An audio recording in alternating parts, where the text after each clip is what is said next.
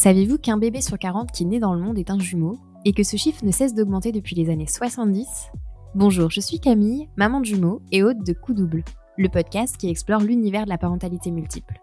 Chaque semaine, à travers des récits sincères de parents de jumeaux, des échanges avec des experts ou des conseils concrets inspirés de mon propre vécu de maman, je vous accompagne dans les hauts et les bas de cette aventure unique qui est celle d'être parent de jumeaux. Alors bienvenue dans l'univers exceptionnel et fascinant de la gémellité. Bienvenue sur Coup Double. Bonjour à toutes et tous et bienvenue dans ce nouvel épisode de Coup Double. Je suis ravie de vous retrouver pour un nouvel épisode à deux voix où je reçois aujourd'hui à mon micro Marie, qui est tombée enceinte de ses jumelles Zoé et Charlie de façon très surprenante. Vous allez vite comprendre pourquoi. À 23 ans, Marie est diagnostiquée positive au virus du HPV, le papillomavirus. Comme beaucoup d'entre nous, elle s'attend pas à ce que cela prenne une tournure plus grave, mais après des examens plus poussés, les médecins découvrent que le virus est passé en haut grade et commence à se transformer en cancer du col de l'utérus. Une opération est alors réalisée en urgence et Marie est guérie, mais les médecins l'informent que cette intervention pourrait compliquer une éventuelle grossesse. Après cette épreuve, Marie décide de se recentrer sur elle, de profiter de la vie et de penser à elle. Mais c'était sans compter sur sa rencontre avec William. Une relation comme une évidence qui est tout de suite très fusionnelle. Mais c'est aussi une surprise qui se transforme en double surprise. Parce qu'un mois après leur rencontre, Marie tombe enceinte et à la première écho, on lui annonce une grossesse gémellaire dizygote. Après réflexion, elle voit dans cette grossesse un cadeau de la vie après les épreuves qu'elle a vécues et elle se dit qu'elle ne peut pas y renoncer.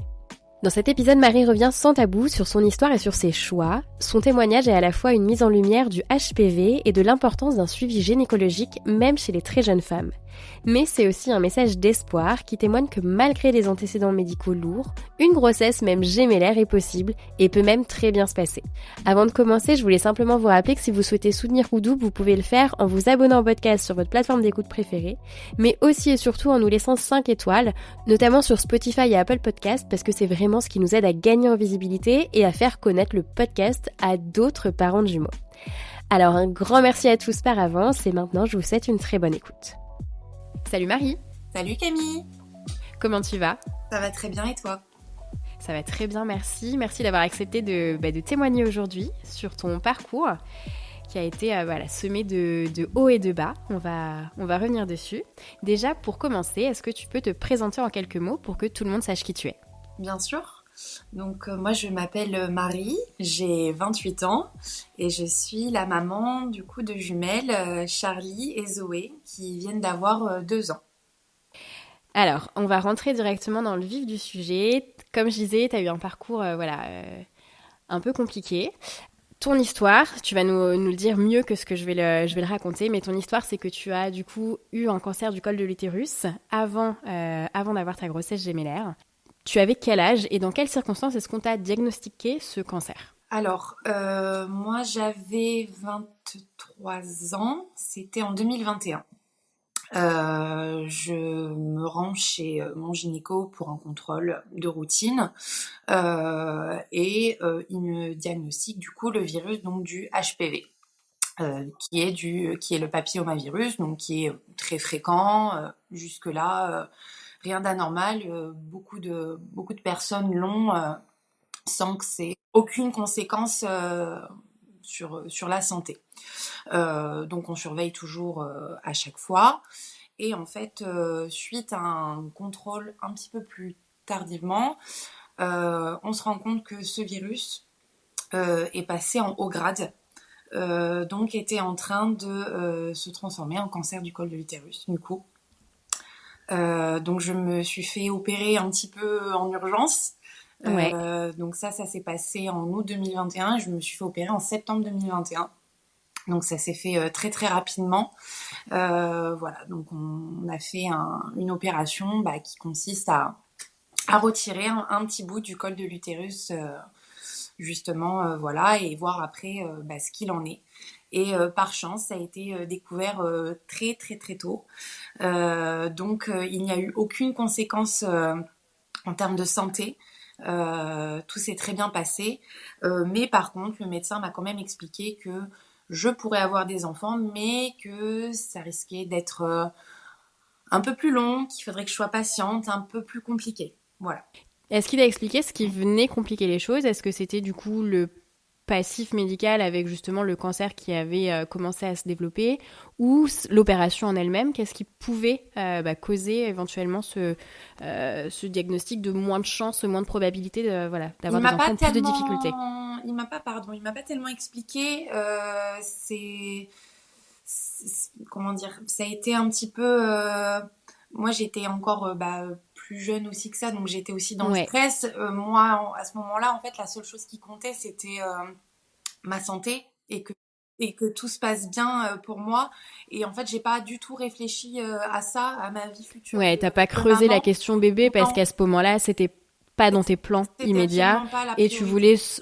voulais te soigner, c'était la priorité, ouais. C'est ça. Donc en fait, Ok. j'avais pas cherché. J'avais juste eu cette info-là. Voilà, que je pouvais être maman, mais que ça risquait de prendre plus de temps. Toi, du coup, à ce moment-là, t'es dans quel état d'esprit, justement, d'apprendre aussi jeune ce cancer, de rentrer aussi jeune dans tous ces soins médicaux, etc. Comment est-ce que tu le vis?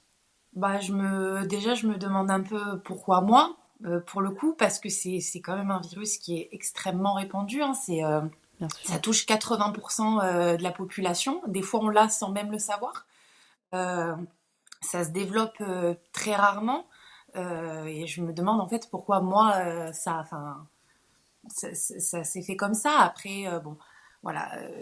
Une fois que ça s'est fait et que vraiment j'ai eu la certitude que il n'y ait plus de conséquences, je me suis quand même sentie beaucoup plus soulagée et ça allait mieux. Donc j'ai pu continuer après ma petite vie tranquillement. Ok.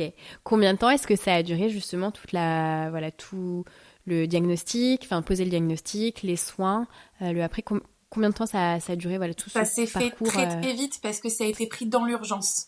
Ok, Vraiment, en un mois, en fait, on a vu ce qu'en fait, ce qui s'est passé, c'est que ça faisait déjà quelques temps qu'il y avait eu, comme je me faisais surveiller, les résultats étaient chez mon médecin gynéco et en fait, il les avait pas vus tout de suite.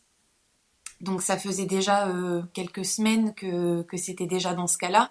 Mais en fait, d'accord. quand j'y suis allée pour ce contrôle de routine, il a, en ouvrant mon dossier, il a dit ah bah tiens, il y a mes résultats, vos résultats pour ça, voilà, machin. Et en fait, on a regardé et on a vu que ça s'est fait très très vite et qu'il fallait du coup agir vite derrière. Donc on n'a même pas eu le temps de réfléchir à qu'est-ce qui se passait, comment on allait faire, etc.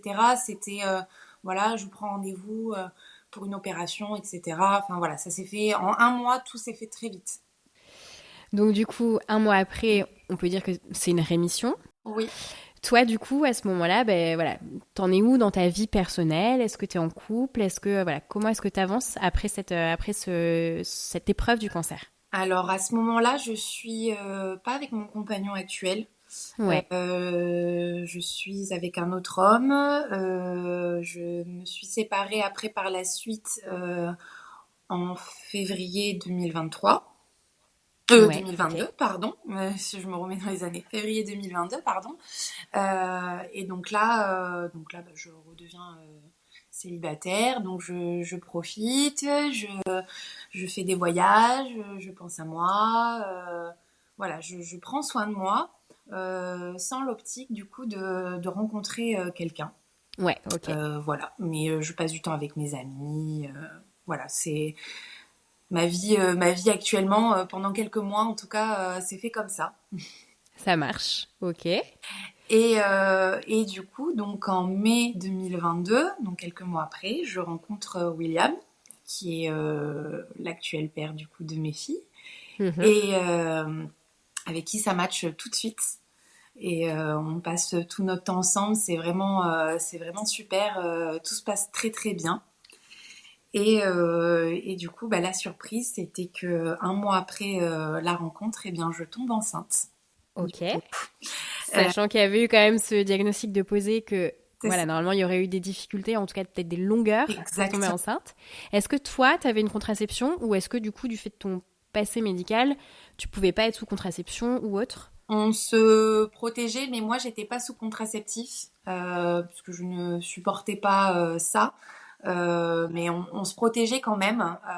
Voilà, mais comme quoi, ça fonctionne pas non plus comme on le voudrait. Il y a des petits couacs. Il y a des petits couacs, des fois ça marche pas. Donc voilà, donc je tombe ouais, enceinte au bout d'un mois. Ouais, Et en plus sous contraceptif, ouais, beaucoup de surprises. ces petites se sont installées, c'était bien coriace, elles voulaient bien s'installer, voilà. Comment est-ce que vous, du coup, après un mois de relation, comment est-ce que vous envisagez cette grossesse qui pointe le bout de son nez? Ça a été un gros stress. Ouais, En fait, donc j'avais pas mal de retard. J'étais un petit peu dans le déni. Je pense qu'au fond de moi, je le savais, mais j'osais pas trop faire de tests de grossesse. Voilà, j'avais pas super envie de savoir, même si au fond je le savais. Et en fait, un vendredi, monsieur part en festival avec des amis pour le week-end. Et je sais pas pourquoi je décide de choisir ce moment-là, alors qu'il ne serait pas présent, pour faire un test de grossesse.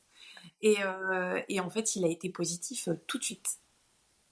Tout de suite, donc bah du coup je l'appelle, on stresse, donc il vient me voir juste avant de partir justement. Enfin c'était un peu voilà, un petit peu dans le speed. Et j'ai dit écoute, va faire ton week-end et on prend le temps aussi de digérer la nouvelle. Voilà, donc moi le week-end a été très long pour ma part du coup. Puisque du coup je voulais pas en parler tout de suite à ma famille ou quoi, donc je l'ai gardé pour moi. Donc être toute seule dans ces moments-là, c'était un peu stressant avec cette décision-là. Donc on savait pas du tout ce qu'on allait faire. Ça faisait à peine un mois qu'on était ensemble. Du coup on n'habitait pas ensemble. On n'était pas, on pouvait pas accueillir 7 enfants puisqu'à la base on n'avait pas eu, on savait pas encore que c'était 2 bébés. Mon appartement ni le sien ne pouvait accueillir un enfant. Et William n'avait pas encore de travail aussi à ce moment-là. Donc ça a été ouais, beaucoup de stress, beaucoup d'angoisse dans un premier temps. Et du coup, ce qu'on fait, c'est déjà par la suite une échographie de datation pour savoir voilà, le pourquoi du comment, quelle date, etc. Et du ouais, coup, avant de prendre la moindre décision, vous exactement, privilégiez l'échographie. c'est ça. On voulait voir un petit peu ce qu'il en était. Puis de toute façon, quelle que soit la décision qui doit être prise par la suite, il fallait faire cette échographie. Donc, il m'accompagne au cabinet. Moi, je prends un peu le premier cabinet d'échographie qui veut bien me prendre à ce moment-là parce que je voulais que ce soit rapide aussi. Et en fait, du coup, je m'installe et on est séparés par un simple paravent dans la pièce. Donc, le monsieur, c'est un monsieur qui s'occupe de moi, me passe la sonde sur le ventre et il me dit je vois rien. Bon, ok. Donc, si ça vous dérange pas, on le fait en endo-vaginal. J'ai dit, il n'y a pas de souci. Et du coup, dans ces moments-là, en fait, l'écran n'est pas retourné face à moi. Je ne vois Ok. absolument rien de ce qui se passe sur l'écran. Et donc, il me fait l'échographie et il me regarde, il me dit, vous avez des jumeaux dans votre famille? Je dis oui, effectivement, oui. Ma grand-mère est jumelle et elle a eu des jumelles, donc oui, oui. Il me dit ah, et il retourne l'écran et il me dit bah il y en a deux. Donc là Ok. c'est douche froide pour moi. Je Ouais. n'ose plus parler, je suis tétanisée. Il n'y a plus un son qui sort de ma bouche. Donc on retourne, je me rhabille, on retourne au bureau, il me fait le papier et en fait ce que je n'avais pas compris tout de suite c'est que William n'avait pas entendu ce qu'avait dit donc il me fait les papiers et puis en plus il n'a pas évoqué par la suite qu'il y en avait deux, vraiment il remplit tout, il fait les petits trucs et tout ça et on sort du cabinet et là je me mets à fondre en larmes. Il me dit mais ça va aller, t'inquiète pas, on va voir ce qu'on va faire, on va trouver une solution et je lui dis mais moi tu comprends pas en fait, tu n'as pas entendu? Il me dit bah non, je lui dis bah il y en a deux et là en fait bah douche froide, on comprend pas ce qui se Ouais. passe. Et pendant 1 heure sur le trajet, on ne dit rien du tout. On ne se regarde même pas, on avance, on ne sait pas ce qui... ce qui se passe en fait, et on stresse beaucoup, et, et du coup on se demande qu'est-ce qu'on va faire, parce que deux bébés c'est pas la même chose, et justement avec mon passif, je me dis, est-ce que je me permettrais aussi de voilà, même si la situation n'était pas forcément idéale, si je peux dire comme ça. Enfin voilà, qu'est-ce qu'on va faire, voilà, on est vraiment dans la réflexion à ce moment-là, pendant Ouais. quelques jours. Est-ce que tu en as parlé justement au médecin qui t'a fait l'échographie, de justement ce passé médical que toi t'as vu? Non, non, j'en avais pas parlé, puisque du coup, comme je savais pas du tout comment on allait procéder, en fait, j'étais tellement dans un état de stress d'être enceinte, que j'ai pas réfléchi, et c'est vrai que dans ces moments-là, on oublie beaucoup de détails. Mais, Ouais. Ouais, c'est beaucoup de beaucoup de chocs et choses. beaucoup de surprises là qui Ouais, s'accumulent en quelques semaines, jours. c'est ça. Ça a été voilà, beaucoup riche en émotions, donc voilà, on savait pas trop comment ça allait se passer, mais en tout cas, ce qui est sûr, c'est qu'on était vraiment très très stressés. Mhm. Euh, donc on prend le temps de la réflexion tous les deux. On n'en parle pas tout de suite, on attend un petit peu.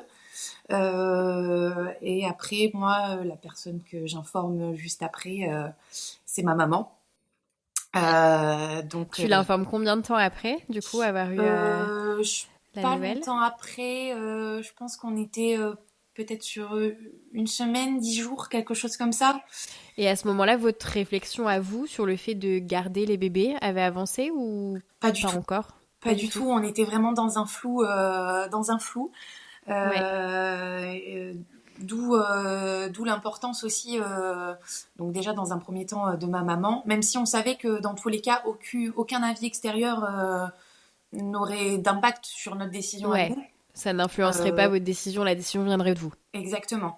Euh, on, on voulait quand même avoir aussi des conseils, en fait, enfin, un certain Ouais. recul. Donc moi j'appelle ma maman, donc on était dans mon appartement, et je lui dis, maman, est-ce que tu peux venir, j'ai quelque chose à te dire. Elle me dit, ok, j'arrive. Donc elle habite pas très loin, elle vient me voir, elle ouvre la porte, elle Oh, me elle dit, devait stresser quand même, hein? elle devait stresser, ma maman est quelqu'un qui stresse beaucoup, beaucoup en plus, donc bon voilà, et elle ouvre la porte, elle me voit, du coup, donc moi j'étais toujours en train de pleurer, voilà, dans l'angoisse, etc. Elle me dit, ouh, toi t'es enceinte. Euh, J'ai dit, ben oui, mais ce que tu sais pas, c'est qu'il y en a deux. Voilà, donc là, ça a été le choc. Ça a été ça un petit peu tout le long quand on a annoncé la grossesse. C'était de dire que j'étais enceinte, et ensuite de dire qu'il y en avait deux. Ouais. À ce moment-là, tes proches connaissaient quand même William parce que au final, c'était quand même un début de relation. Est-ce que les Oui, présentations oui, avaient déjà été faites? oui, tout à fait, oui. Oui, oui, mes parents les avaient déjà rencontrés, et pas encore mes amis, parce que à ce moment-là, mes amis habitent quasi tous à l'étranger. Donc ils s'étaient pas encore rencontrés de vive voix, mais par contre, je leur avais déjà parlé de lui. Ouais, ils Voilà, savaient que t'étais en couple, voilà. exactement, c'est ça. Donc voilà, donc ma maman m'épaule à ce moment-là, en me disant que quoi que je choisisse de faire, elle serait présente, et que voilà, elle a été d'un grand soutien à ce moment-là. Donc bon, tout ça se passe. Et William, du coup, avait prévu un repas avec son père, sachant que sa famille, lui, n'habite pas. Nous, on est de Bordeaux, et sa famille est de Picardie. Donc, on les voit pas souvent, mais son père est beaucoup en voyage d'affaires sur Bordeaux. Donc, pour l'occasion du travail, il devait faire un repas avec son fils au restaurant. Et donc, ils commencent à discuter, et moi, j'avais très peur de la réaction de mes beaux-parents. Et donc, il en parle, et en fait, la nouvelle a été très bien accueillie par son père. Je pense qu'il avait plus cette vision de devenir papy, et être content pour ça. Voilà. Donc il lui annonce, donc déjà il y a ça, il y a ma maman qui est là, il y a son papa qui est au courant aussi, donc ça fait déjà des bonnes ondes Ouais, c'est qui ça. viennent Vous nous vous sentez rejoindre. soutenu plus que jugé ou autre. Voilà, il y Exactement. a vraiment le soutien de vos proches et ça aide beaucoup, ouais, En fait, j'imagine. on a eu un peu cette peur-là, au vu de notre situation, du fait qu'on soit pas depuis très longtemps ensemble aussi. On avait peur aussi de ce regard des autres et de qu'est-ce que, qu'est-ce que les gens allaient penser en fait. Enfin, nos proches notamment, surtout. Voilà, c'était surtout ça. Et en fait, bah, déjà, de notre famille, ça a été très bien accueilli. Passer l'annonce du coup à ta maman et au père de William. Comment est-ce qu'elle avance cette réflexion autour, voilà, autour de cette grossesse? Comment est-ce que vous voilà, cheminez un peu votre réflexion? Donc du coup, ce qui se passe, c'est que donc moi je réfléchis, je prends en compte tous les pour, les contre, je pense à la situation, comment on peut s'arranger, qu'est-ce que voilà, j'essaie de débloquer des solutions. Et en fait, au vu de mon passif, voilà, je me dis, j'ai pas. On me dit que ça va être difficile de tomber enceinte. Alors est-ce que c'était finalement pas si vrai que ça et que finalement il n'y avait pas eu trop de conséquences sur ma santé et il n'y avait pas de problème ou, euh, ou est-ce que bah, moi j'aime bien croire au destin et me dire que Hmm. bah, c'est un cadeau de la vie et qu'en plus on m'a amené deux bébés donc du coup ouais moi pour moi c'est une évidence. Je veux ces bébés. Et du coup, William a eu encore un petit quelques jours de réflexion. Hein, ça a été un peu compliqué pour lui.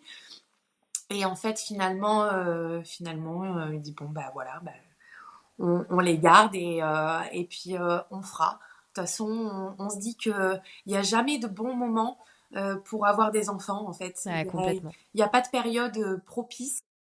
Certes, on était plus en difficulté, mais ça n'empêchait pas. Donc voilà, et puis on s'est dit, bah, on a 9 mois pour préparer leur arrivée. Comment elle se passe ta grossesse justement? Et puis est-ce qu'il y a un suivi médical particulier du fait, bah voilà, du fait de ton passé médical? Toi, est-ce que tu as des inquiétudes aussi particulières par rapport à ça? Comment est-ce que ça se passe? Alors, donc du coup, je retourne voir mon gynéco après, donc il m'a opéré pour lui expliquer que je suis enceinte, puisque j'avais été voir mon médecin traitant à la base. Donc je retourne quand même voir mon gynéco pour lui expliquer que je suis enceinte. Donc bah, il était surpris et content. Bah, comme quoi, voilà, il y avait pas de souci. Après, l'opération n'avait aucune conséquence. Enfin, voilà, vraiment, en fait, comme si rien ne s'était passé pour le coup. Vraiment, grossesse classique, les antécédents n'ont absolument pas pris le dessus. Donc ça, c'était une bonne chose. Du coup, ce qu'il m'a dit, c'est que bah, grossesse gémellaire, euh, je devais impérativement me faire suivre du coup sur donc l'hôpital Pellegrin, qui est un gros hôpital. Euh, Déjà, ce serait plus simple puisque dans tous les cas, je sais que j'accoucherai automatiquement là-bas puisqu'ils ont un service néonatal. Euh, voilà, le suivi se ferait automatiquement là-bas. Moi, je veux prendre rendez-vous aussi pour des échographies, mais se pose le problème que personne ne veut me prendre parce que quasi personne ne fait d'échographie de grossesse gémellaire. C'est Euh, pas vrai. ouais, ça a été très très compliqué. Donc en fait, je faisais tous les mois une échographie dans un hôpital. J'étais suivie par une obstétricienne donc au CHU de Pellegrin, donc encore dans un autre hôpital, plus les prises de sang, etc. Que je devais faire tous les mois. C'était une batterie d'examens tous les mois qui était très long. Surveiller un peu le lait sur le feu, tu vois. C'était Hmm. vraiment ça. Donc ouais, c'était un peu fallait bouger à droite à gauche et du coup comme on avait basculé en campagne, bah, ça faisait un peu de trajet mais bon, on s'est débrouillé. Qu'est-ce qui expliquait qu'il n'y en ait aucun qui veuille faire enfin voilà, des échographies Ils gémellaires? ne sont pas habilités à le faire apparemment, Ah ouais, ok.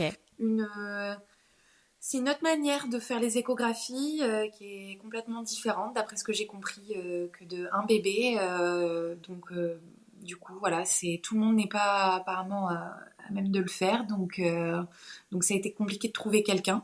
Mais bon, j'ai réussi quand même à trouver quelqu'un. Ouais. Mais voilà. Et le premier trimestre, ouais, c'est pas super bien passé pour ma part à Mhm. ce moment-là. Donc, on est en plein été. C'était un été de canicule, hein, où on touchait les 40 degrés. Je travaillais encore. Je travaille debout en plus de ça. Donc c'était très très compliqué. Je mangeais plus. C'était franchement, pendant quasi 3 mois, je ne me suis nourrie que de compotes. Il n'y a rien d'autre qui passait. Toutes les odeurs, je ne supportais plus rien. William a dû changer même ses déodorants, gel douche et tout parce que vraiment, je je n'arrivais à rien, j'avais beaucoup de nausées, enfin c'était vraiment catastrophique, mais même jusqu'à m'en faire un malaise parce que tout cumulé en fait, voilà, ça a été compliqué.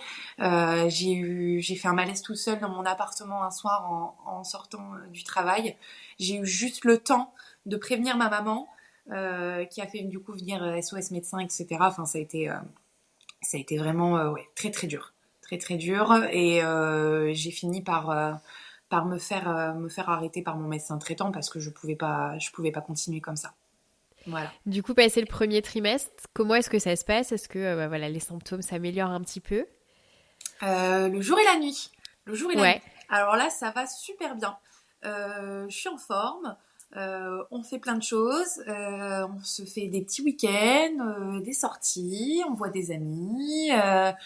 On assure aussi la maison de l'autre côté. On y va. On commence à amener quelques affaires. On va même du coup rendre visite à ses parents en Picardie. Voilà, il n'y a pas sur ça. Après, le deuxième trimestre, il est passé nickel. J'étais vraiment comme si j'étais pas enceinte.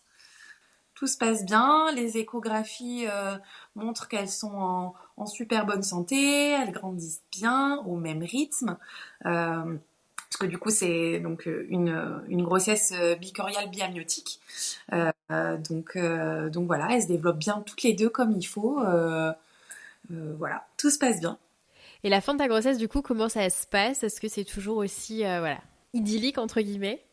Alors ça va, mais la fatigue commence à bien s'installer. Hein. C'est voilà, là c'est dur. Je commence à être lourde, j'ai du mal, mais je m'empêche pas de continuer à faire ce que j'ai à faire, à vivre ma petite vie. On prépare l'arrivée de bébés, enfin des bébés du coup. On prépare les chambres.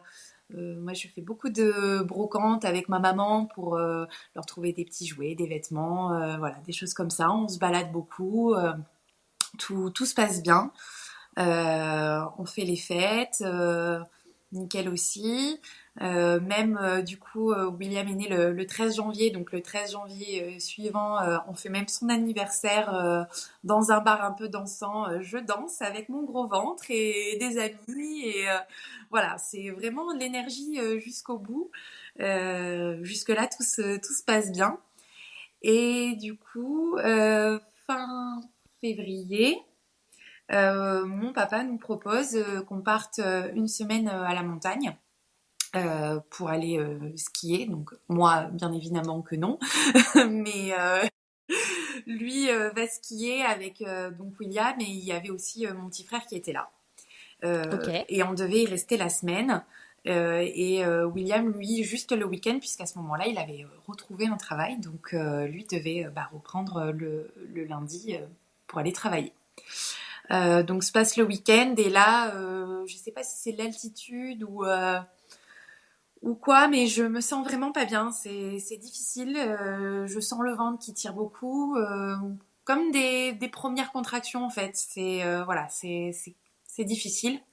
Et là, j'ai dit, je sens que je vais pas tenir la semaine à la montagne, donc je vais rentrer avec toi le dimanche soir. Et donc mon petit frère qui était présent était très triste, puisqu'on n'a pas l'occasion de passer beaucoup de temps ensemble, était très triste que je parte. Et du coup, je lui dis, bah écoute, si tu veux, ce que je te propose, c'est que le week-end prochain, quand tu rentreras avec papa, tu viens passer le week-end à la maison et comme ça, on passera du temps ensemble. Ok, pas de problème. Donc la semaine se passe, tout va bien. Et là, fin de semaine, William apprend que sa grand-mère décède. Du coup, ça a été un petit coup dur moralement pour lui. Donc il est obligé de remonter en Picardie du coup pour s'occuper de tout ça avec ses parents. Donc le vendredi soir. Et moi, donc, je récupère mon petit frère à la maison et on se retrouve que tous les deux. Et là, on fait voilà, des petits jeux, des choses comme ça, on s'occupe. Et là, c'est compliqué. Les contractions sont vraiment très très fortes. Je me sens pas très bien.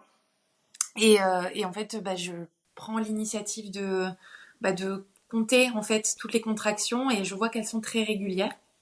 Donc je laisse passer la nuit et je stresse un petit peu du coup puisque je me retrouve donc avec mon petit frère et William qui n'est pas là. Donc je me dis comment ça va se passer. Donc j'appelle la maternité et ils me disent prenez un bain, un Doliprane, ça va aller. Bon, Ouais, la classique. la classique, c'est ça. Donc ok, donc je fais ça. Et je vois que ça passe pas, mais par contre, on ralentit. Ça va mieux. Je supporte.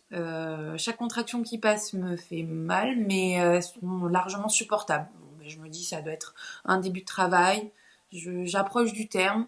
Donc, c'est pas. Voilà. C'est pas. Je m'inquiète pas plus que ça. Mais dans le doute, du coup, je dis à William si tu pouvais rentrer au plus vite. Parce que j'ai un petit peu Ouais. peur quand même. Donc, si tu pouvais quand même venir au plus vite que tu peux, fais-le s'il te plaît. Donc bon, il finit donc, par redescendre sur Bordeaux, etc. Le week-end se passe. Et donc le dimanche qui suit, mon papa vient récupérer mon petit frère et du coup on en profite pour faire un repas tous ensemble. On se fait même, il fait beau, on se fait un barbecue, on joue à des jeux, voilà, on fait un classique en fait, tout se passe bien. Moi j'avais toujours les contractions mais j'arrivais quand même à les supporter. Ils partent sur les coups de 17h. Et j'ai dit, je vais quand même rappeler la maternité pour être sûre. Voilà. Donc je les appelle, ils me disent, écoutez, vu que vous habitez loin, venez. Au pire, vous êtes hospitalisés, mais dans tous les cas, c'est pour dans les jours qui arrivent. Bon, du coup, nous voilà partis. Je finis de faire ma valise, puisqu'en plus, elle n'était toujours pas finie. Euh, et puis, on part, mais tranquillement. On ferme les volets, voilà, on part. Et là, le trajet, horrible. Horrible pour moi. À chaque fois que William freinait dans la voiture, j'ai cru que les petites allaient sortir. Vraiment, c'était vraiment très très dur. Et je sors de la voiture et je ne peux plus marcher. Je ne sens plus mes jambes. Mon corps ne veut plus me porter. Donc il me traîne tant bien que mal jusqu'à la salle d'attente de la maternité. Par chance, c'était un dimanche, donc il n'y avait pas trop de monde. Et je m'assois et je baisse la tête comme ça. Je me dis, allez, ça va aller, tout se passe bien. On prend un petit coup de stress quand même qui arrive. Et devant moi se trouve une dame, juste avant, qui, je sais pas, elle faisait un enregistrement, je sais pas, mais elle ne parlait pas français, elle parlait allemand. Donc il y a eu beaucoup de difficultés à se faire comprendre avec le personnel. Donc du coup, moi en attendant, j'attends toujours derrière mon tour. Et il y a une infirmière ou une sage-femme, je ne sais pas qui me voit, et qui me dit, Madame, ça va? Je dis, là, ça commence à être très très compliqué de tenir. Elle me dit, écoutez, on va vous mettre en chambre et on va vous examiner tout de suite. Donc, elles me mettent dans la chambre, donc à savoir qu'il était 18h50, quelque chose comme ça, Mhm. et que le changement d'équipe se faisait à 19h. Et en fait, elle m'examine et elle me dit, Madame, vous êtes à 8. Waouh.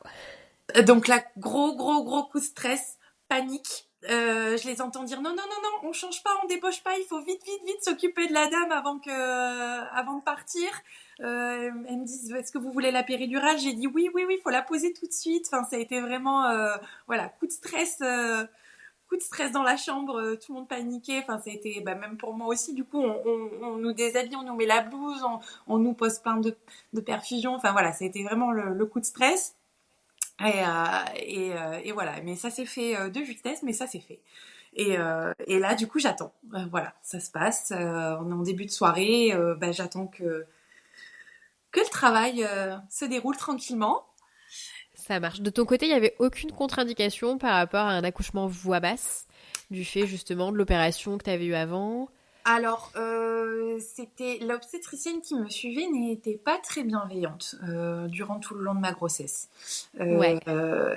Elle était très, elle me reprenait beaucoup sur les mots. Elle n'était pas, voilà, ça reste quand même une première grossesse. D'autant plus j'ai l'air, donc encore plus stressant.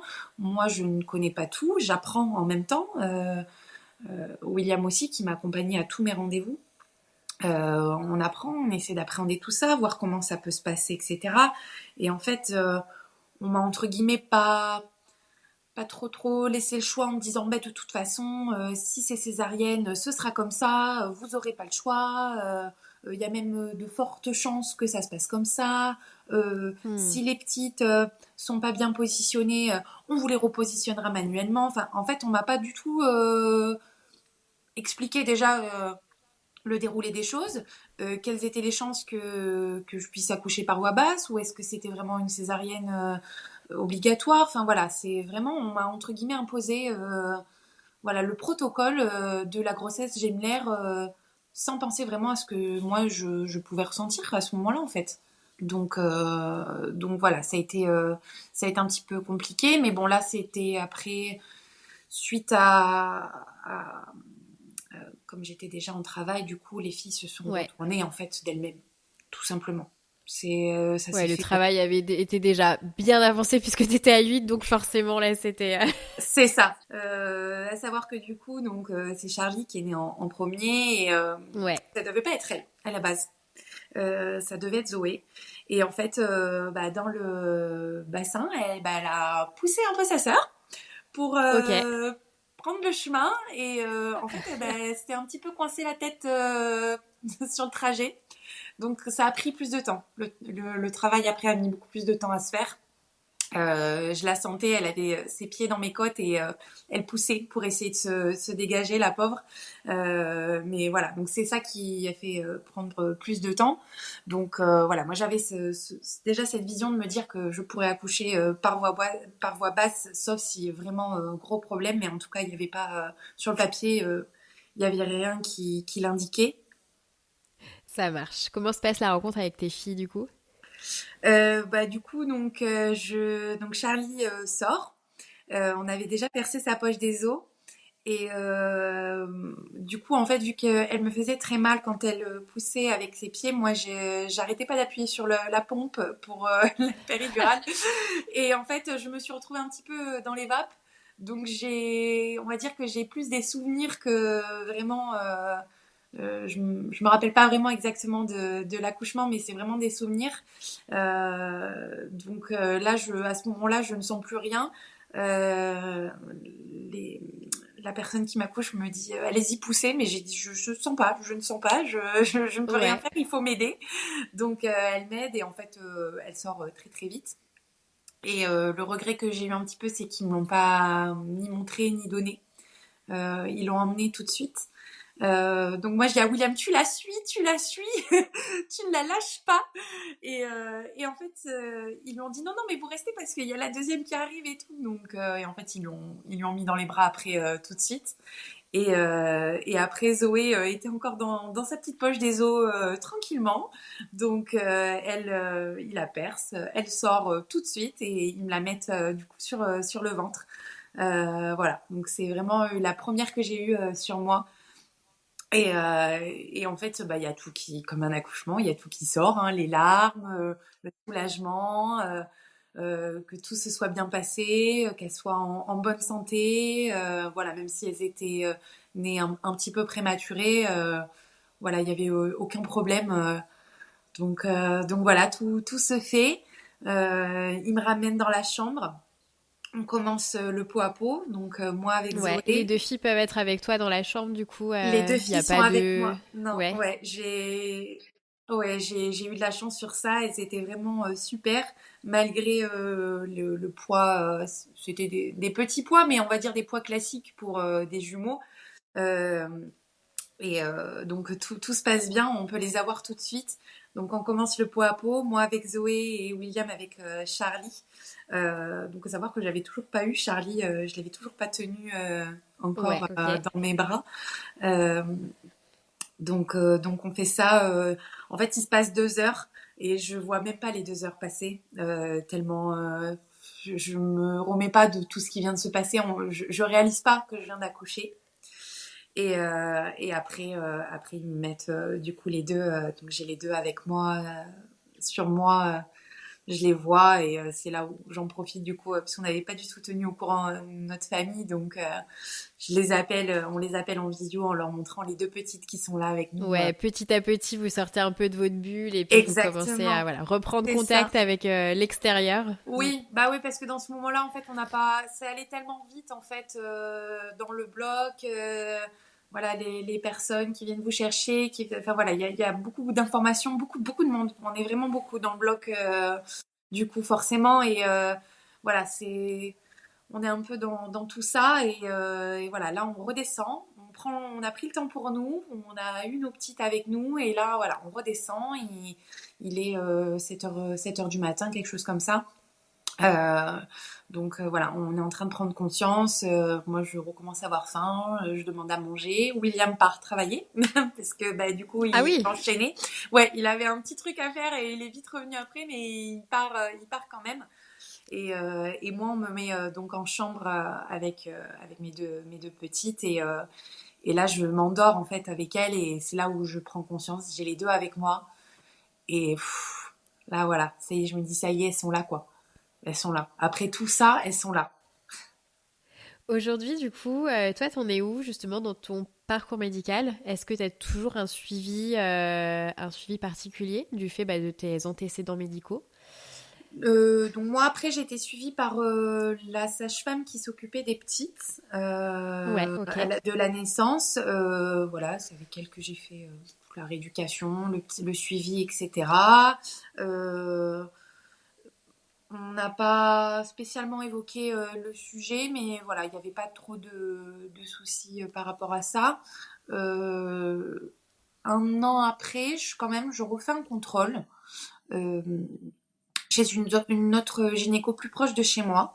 Et en fait, on en discute et elle me dit que maintenant, du coup, normalement, il n'y a aucun risque que ça récidive, en fait, du fait que ça avait été bien pris à temps, que l'opération s'était très bien passée. Voilà, en fait, c'était vraiment ça. Le fait que le timing a été très bon au moment de l'opération, que tout s'est fait très vite. Euh, voilà, il y aurait pas de conséquences par la suite. On aurait mis un petit peu plus de temps, ouais, ça aurait été peut-être plus compliqué, le temps qu'on se rende compte. Voilà, ça n'a pas eu le temps de se développer. Donc tout ça, voilà, il y a pas eu de problème et j'ai normalement plus aucun risque que ça arrive. Et pour tes filles, est-ce que du coup, il y aurait éventuellement un suivi particulier pour elles une fois jeune adulte, du fait de tes antécédents à toi? Est-ce qu'on t'a parlé aussi, voilà, pour les filles, de ce qu'il en était? On m'en a pas parlé, mais dans tous les cas, je le ferai parce que ma maman était dans ce cas-là aussi, moi aussi, donc visiblement, il y a peut-être une petite part d'hérédité aussi Ouais. qui se fait là-dedans.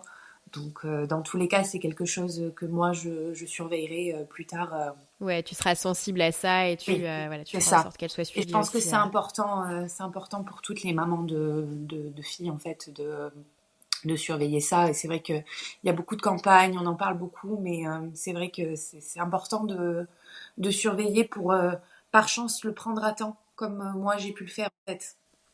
Ce qui peut éviter du coup beaucoup de conséquences.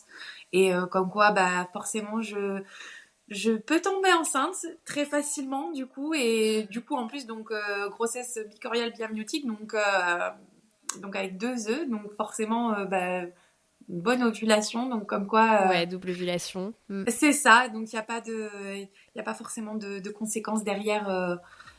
Enfin, ça peut aussi très bien se passer. Ça peut aussi Euh, très bien se passer, ouais. Voilà, mais c'est important. C'est important de surveiller et prendre en compte en amont aussi, pour éviter ça justement.